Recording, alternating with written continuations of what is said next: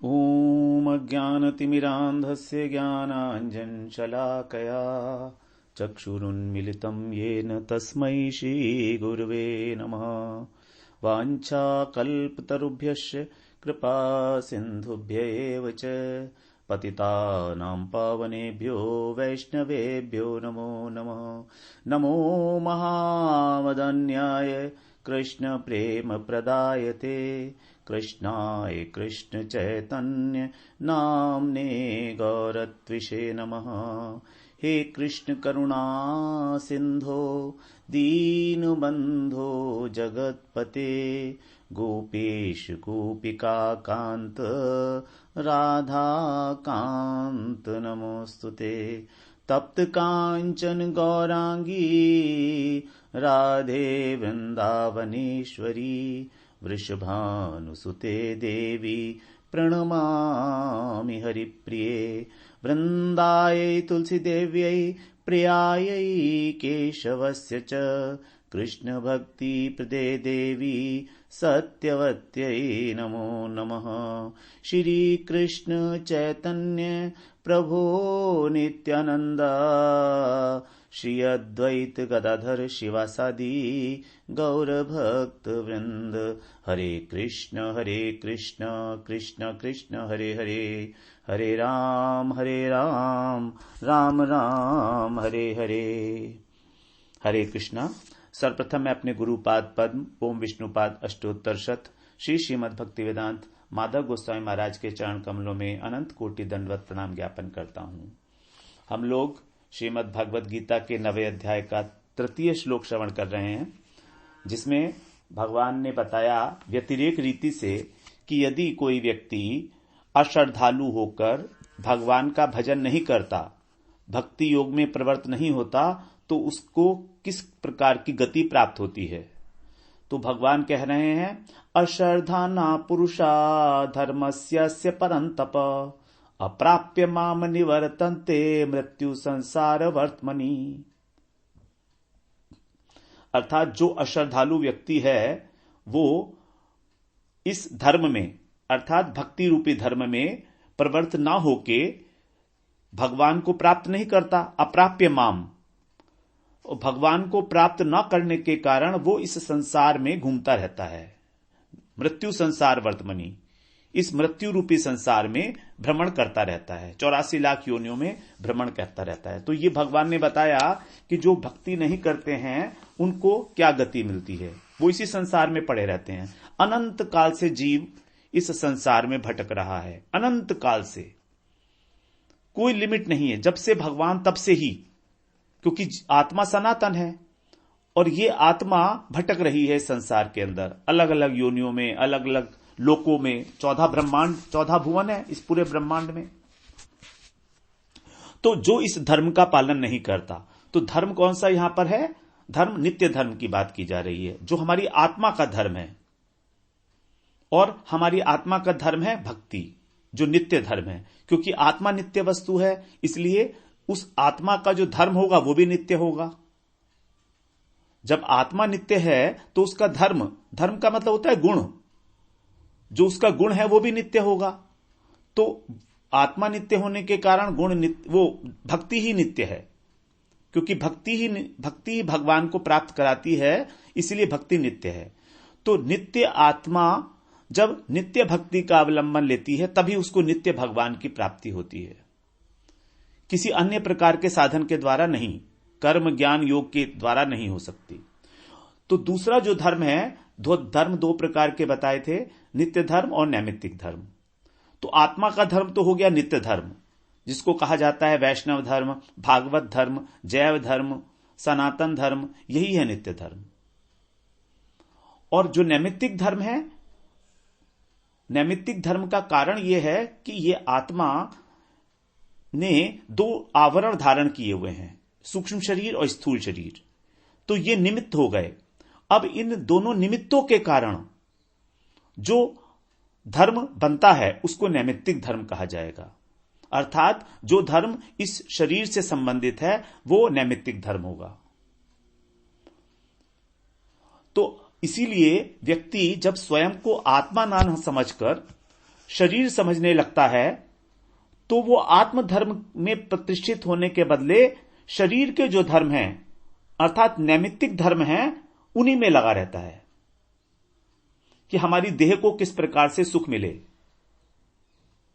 तो यही कारण है कि जो देहाभिमानी पुरुष है वो भक्ति में प्रवृत्त नहीं होता। और दूसरा कारण यह भी है कि हमारी आत्मा अणुचित है। अणुचित का मतलब है उसके अंदर चित्त बल तो है लेकिन वो अणु मात्रा में है, क्योंकि अणु आकार, आत्मा का आकार ही बहुत छोटा है। शास्त्रों में, श्रुतियों में जो आकार बताया गया है आत्मा का, क्षुद्राति क्षुद्र, बहुत छोटा। बालाग्र शतभागस्य शतधा कल्पितस्य च भागो जीव स विज्ञेय स च अनत्याय कल्पते। श्वेताश्वर उपनिषद में बताया है कि जो एक बाल है हमारा, उसका 100वां भाग और उस 100वें भाग का दोबारा से 100 भाग किया जाए, अर्थात एक बाल का 10,000वां हिस्सा, इतनी छोटी है आत्मा हमारी, इतनी सूक्ष्म है। तो इतनी सूक्ष्म होने पर भी ये आत्मा मरण धर्मा नहीं है, इसका मरण नहीं होता, ये सनातन है। जिस प्रकार से भगवान सच्चित आनंद हैं, उसी प्रकार से आत्मा भी सच्चित आनंद है, लेकिन अणु परिमाण में है।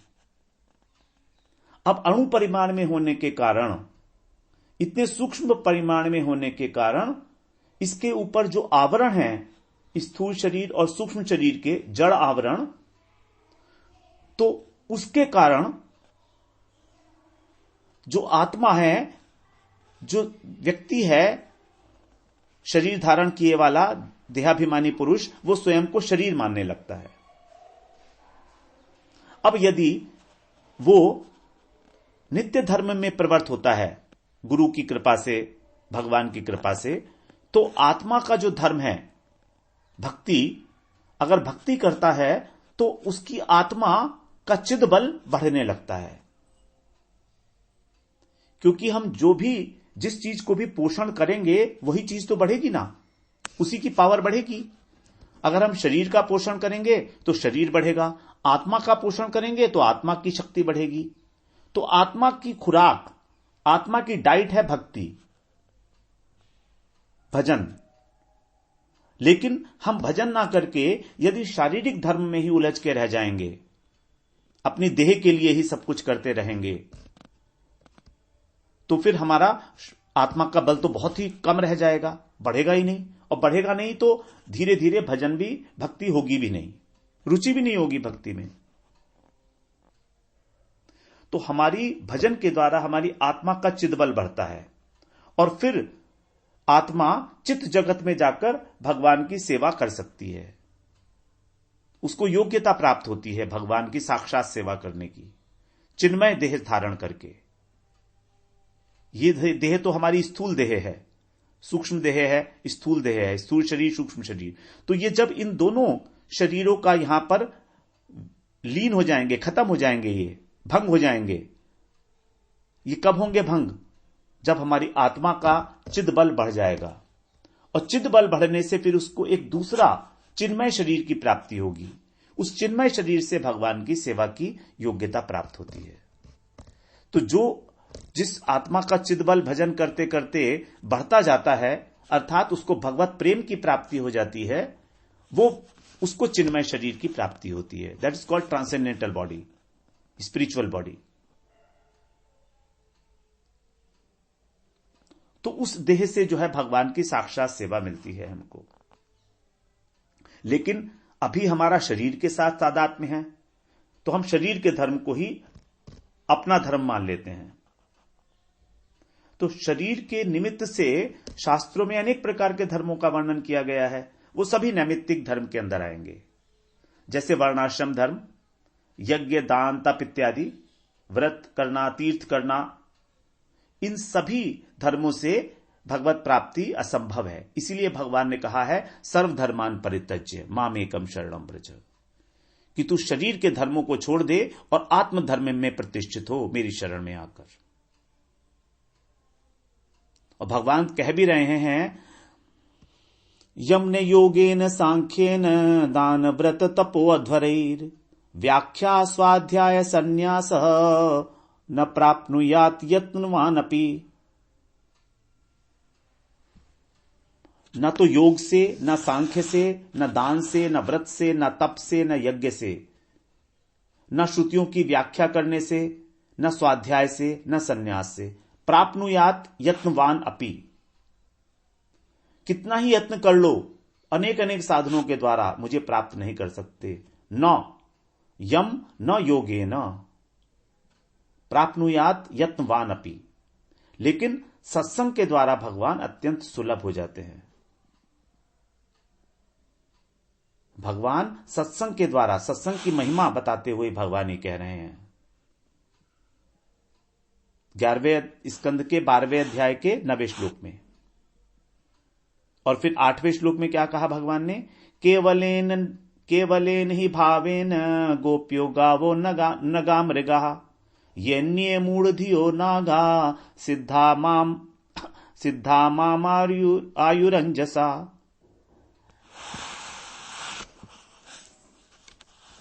गोपियां, गायें, यमलार्जुन वृक्ष, नग का मतलब होता है जो गमन नहीं कर सकते, वृक्ष इत्यादि, ब्रज के हरिण, हिरण, पशु इत्यादि, कालिय नाग, ये सब कैसे हैं? मूढ़ धियो, मूढ़मती हैं। इनको साधन साध्य विवेक का ज्ञान नहीं है।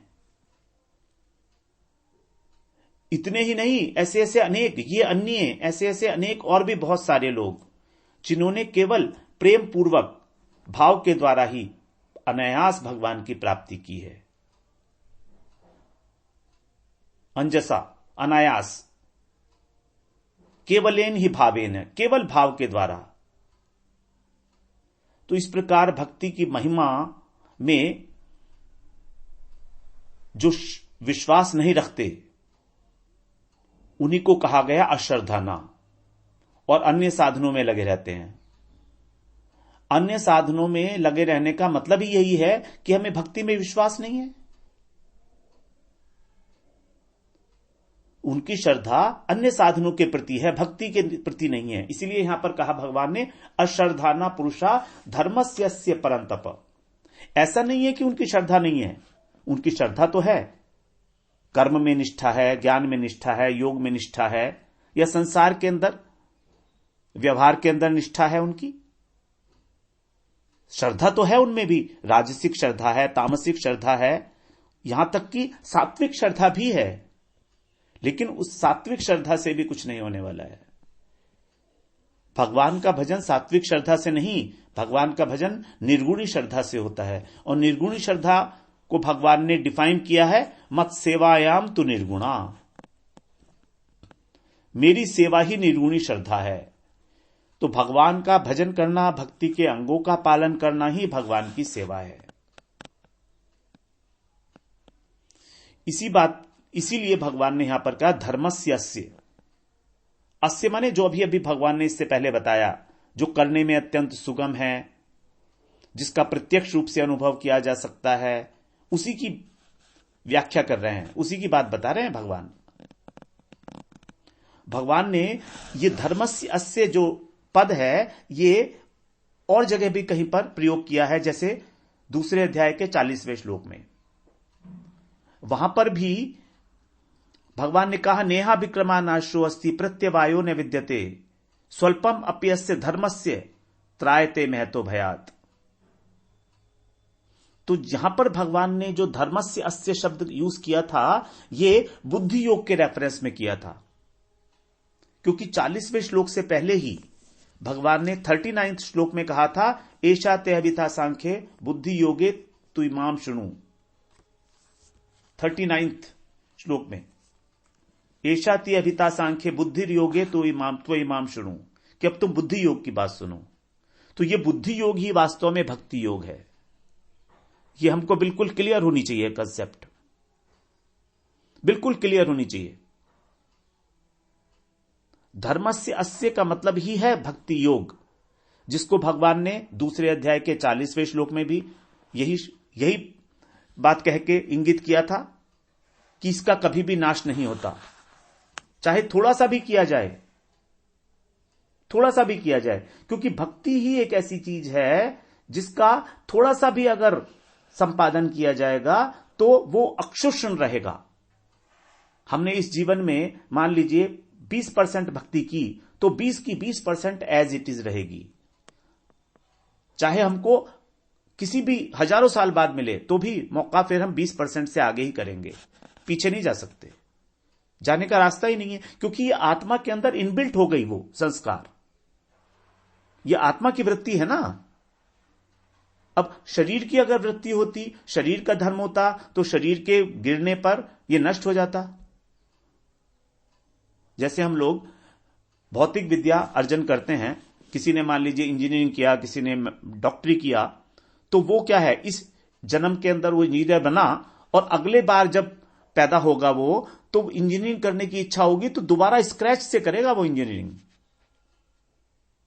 पुरानी वाली इंजीनियरिंग काम नहीं आएगी उसको दोबारा से सारी बातें समझनी पड़ेंगी, क्योंकि शरीर की विद्या है।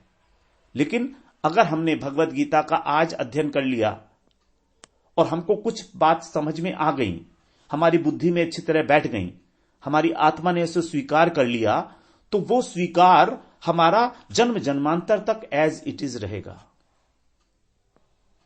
इसीलिए तो हम लोग देखते हैं ना कि कुछ लोग भगवत गीता के कुछ श्लोकों को बड़ी जल्दी से समझ लेते हैं और कुछ बड़े बाद में समझ में आते हैं। मेरा अपना एक्सपीरियंस भी तो यही है। जब मैं भगवत गीता अध्ययन कर रहा हूं तो कुछ श्लोक तो मेरे को बहुत जल्दी समझ में आ जाते हैं और कुछ श्लोकों को समझने के लिए मुझको 1 महीना 2 महीना, और कुछ श्लोक तो मुझे 2 साल में समझ में आए हैं। 8वें अध्याय का जो 3रा श्लोक है वो मुझको 2 साल लगे समझने में। मेरे को समझ ही नहीं आ रहा था। कई लोगों से बात की, समझाया, उन्होंने ठीक तरह समझाया, लेकिन तो भी समझ में नहीं आ रहा था। भूत भावोद्भव करो विसर्ग कर्म संगित है, इस श्लोक को मुझे 2 साल लगे समझने में कि इसका अर्थ क्या है। तो अब अगर मैंने उसको आज समझ लिया, ठीक प्रकार से स्वीकार कर लिया समझ के अच्छी तरीके से, तो अगले जन्म में मुझे बहुत जल्दी समझ में आ जाएगा इसका अर्थ। तो यही है हमारे को जो शास्त्र को पढ़ने का हमारा जो फायदा है, लाभ है, वो यही है। आज जितना हम समझ गए वो इतना समझ गए, हमारी बुद्धि उतने परिमाण में परिष्कृत हो चुकी, शुद्ध हो चुकी। ये सब हमारा अंतःकरण का, चित्त शुद्धि का एक साधन है। ये अध्ययन करना, भगवान की बातों को समझना, वो क्या कहना चाह रहे हैं हमसे, यही है इसका महत्व, इसकी महिमा जानने की। ये कभी हम भूल नहीं सकते, चाहे करोड़ों जन्मों के बाद हो तो भी हमें याद आ जाएगा। आज अगर हमने याद किया है तो वो उस समय भी याद आएगा। और भगवान का श्लोक अगर हमको, भगवत गीता का ही कोई श्लोक हमें अगर मृत्यु समय में याद आ जाए तो फिर तो मृत्यु ही सुधर गई हमारी सारी। धर्म क्षेत्रे कुरुक्षेत्रे संवेता युयुत्सवः, बस इतना ही याद आ जाए केवल, तो ही हमारी मृत्यु संभल जाएगी। भगवान कहेंगे, अरे ये तो भगवत गीता को याद कर रहा है, ये तो मेरा ही आदमी है। हमको बचाकर ले जाएंगे वो यमदूतों से, ये बिल्कुल पक्की बात। 8वें अध्याय के एक श्लोक का उच्चारण, आधे श्लोक का उच्चारण करने से एक ब्रह्म राक्षस की मृत्यु हो गई थी। अनजाने में किया था। हम लोगों ने जो 8वें अध्याय की महिमा श्रवण की थी उसके अंदर यह प्रसंग आया था कि किस प्रकार से एक ब्रह्म राक्षस का कल्याण हो चुका था, केवल एक आधे श्लोक के उच्चारण मात्र से, श्रवण मात्र से। तो इस प्रकार से यह महिमा है भक्ति की, जो कभी भी जिसका नाश नहीं होता। प्रत्यवायो ने विद्यते, और उल्टा होने का तो सवाल ही नहीं, कोई दोष लगने का तो सवाल ही नहीं, चाहे बीच में ही छूट जाए ये।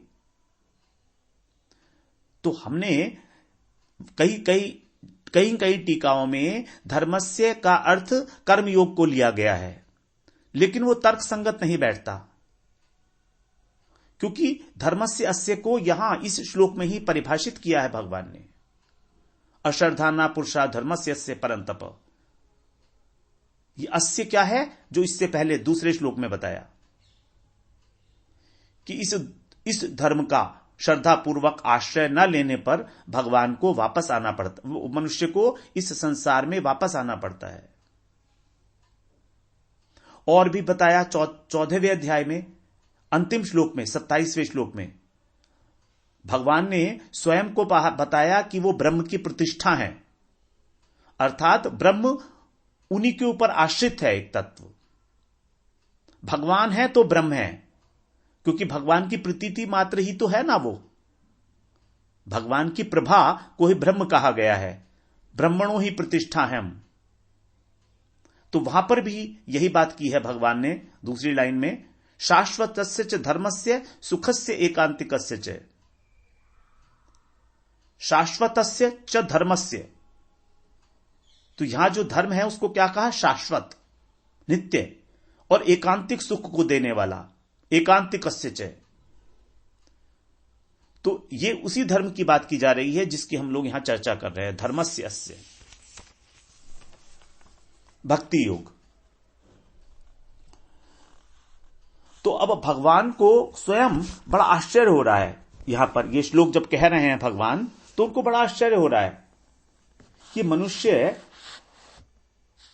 निरंतर इस जगत को परिवर्तित होते हुए देखता है। क्षण क्षण में परिवर्तन हो रहा है, यहां पर प्रतिक्षण परिवर्तनशील है हमारा शरीर और ये जगत। अनेक अनेक प्रकार की आधि व्याधि इस शरीर में लगी रहती हैं, कुछ ना कुछ दुख सुख दुख सुख ये चलता रहता है, परिवर्तन होता रहता है, बदल रहा है। तो भी अपने शरीर पर और इस संसार पर ज्यादा विश्वास करता है, श्रद्धा करता है, उसको छोड़ना नहीं चाहता बिल्कुल भी, उसी का आश्रय लेता है। लेकिन जो उसकी आत्मा का धर्म है उस पर श्रद्धा नहीं कर पाता। तो शरीर से संबंधी जो व्यक्ति हैं, हमारे संबंधी, हमारे मित्र, संसार के जो पदार्थ हैं, संसार के पदार्थ, मकान, दुकान, धन, मान, प्रतिष्ठा, इन सब के ऊपर श्रद्धा करता है। ये सब लौकिक श्रद्धा है।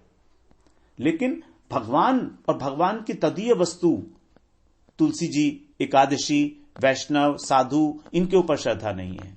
अश्रद्धा ना पुरुषा, वही है अश्रद्धालु।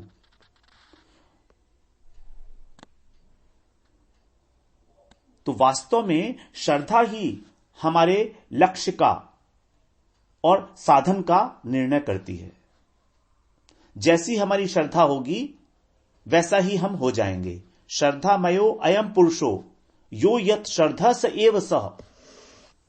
भगवान ने श्रद्धा की बड़ी सुंदर परिभाषा दी है 17वें अध्याय में। श्रद्धामयो अयम पुरुषो यो यत श्रद्धा स एव सह, अर्थात ये जो पुरुष है ये श्रद्धामय ही है, इसके अंदर श्रद्धा के अतिरिक्त तो और कुछ भी तो नहीं है। और जिस पुरुष की जैसी श्रद्धा है वो वैसा ही है। यो यत श्रद्धा स एव सह, वो वैसा ही है, वही है। जो श्रद्धा वही पुरुष। सात्विकी श्रद्धा तो सात्विक पुरुष, तामसिक श्रद्धा तो तामसिक पुरुष, राजसिक श्रद्धा तो राजसिक पुरुष। और अगर श्रद्धा निर्गुणी है तो निर्गुण तत्व के ऊपर, अर्थात भक्ति के ऊपर श्रद्धा उसकी। और अब उसका फल बता रहे हैं इस प्रकार की जिसकी श्रद्धा है, जो अश्रद्धालु है, उसका फल क्या बताया? अप्राप्य माम, अप्राप्य, वो मुझको प्राप्त नहीं होता। ऐसे व्यक्ति कभी भी भगवान को प्राप्त नहीं कर सकते जो भगवान में श्रद्धा नहीं रखते, शास्त्रों में, गुरु में, वैष्णव में श्रद्धा नहीं रखते।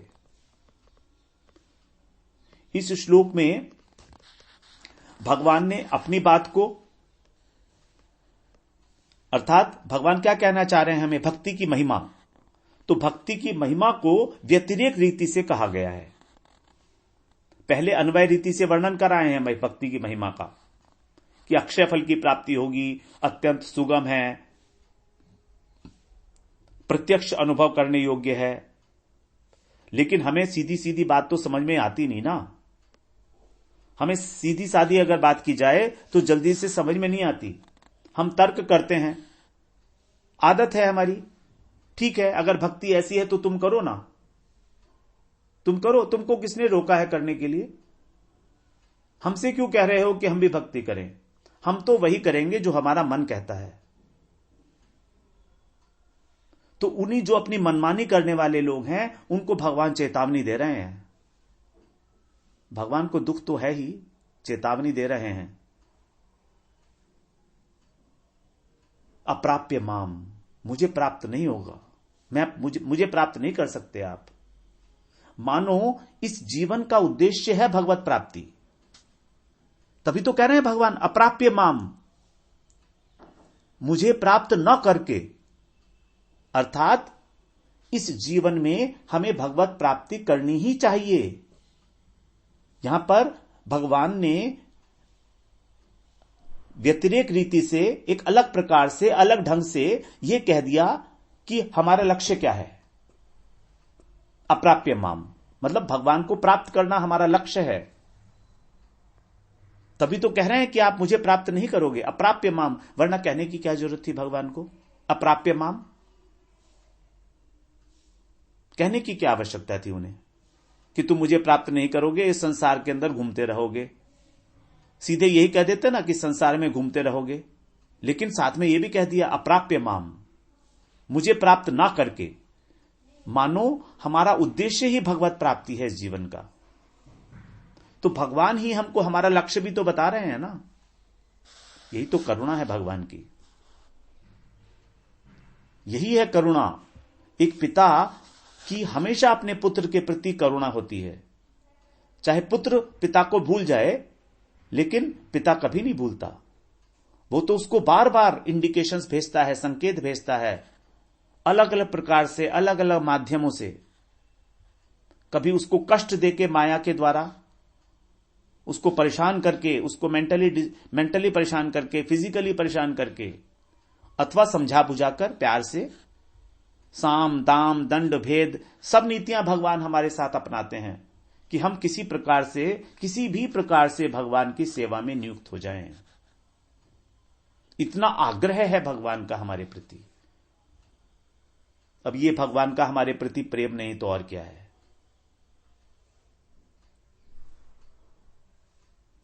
तो वास्तव में हमारा उद्देश्य केवल यही है।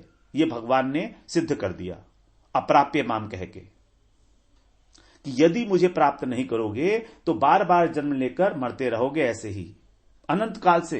ये चक्र चल रहा है और चलता रहेगा, चलता रहेगा, चलता रहेगा। It is never ending. Believe me, it is never ending. आत्मा सनातन है। ममैवांशो जीव लोक के जीव भूत है, सनातन है, सनातन है आत्मा। जब तक ये भगवत सेवा में नियुक्त नहीं होगी तब तक इस संसार में भ्रमण करती रहेगी।